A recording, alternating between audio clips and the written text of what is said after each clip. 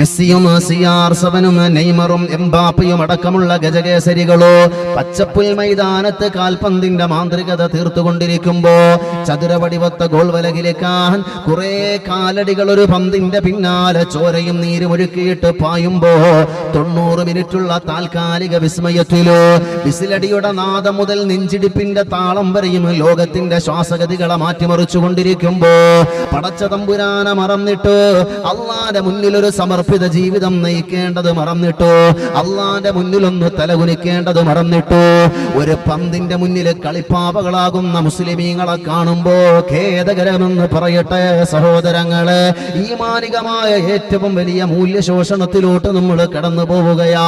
നിങ്ങൾ ഫുട്ബോൾ കാണുന്നതോ കാണാതിരിക്കുന്നതോ ഇവിടുത്തെ ചർച്ചയല്ല.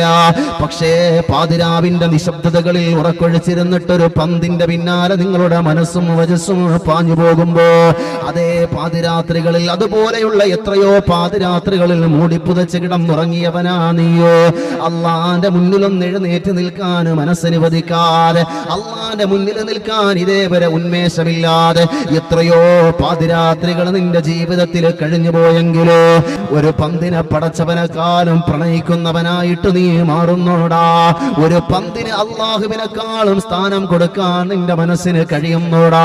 നിന്റെ പടച്ചവന്റെ മുന്നിൽ ഒരു നിമിഷം എഴുന്നേറ്റ് നിൽക്കാൻ ഇന്നേവരെ നിനക്ക് ആ രാത്രികളിൽ കഴിഞ്ഞിട്ടില്ല. അള്ളാന്റെ മുന്നിലേക്കൊന്ന് കടന്നു പോകാൻ ഇന്നേവരെ നിനക്ക് കഴിഞ്ഞിട്ടില്ല. ഇവിടെ പ്രയോറിറ്റിയുടെ പ്രശ്നമാണ്. ഇവിടെ ചർച്ച ചെയ്യേണ്ടത് പ്രയോറിറ്റിയാണോ? മുൻഗണന കൊടുക്കുന്നത് പന്തിനാണ്, പടച്ചവനല്ല. ഒരു പന്ത് പടച്ചവനെക്കാളും നിന്റെ മനസ്സിൽ സ്ഥാനം പിടിച്ചോ ചെറുപ്പക്കാരാ.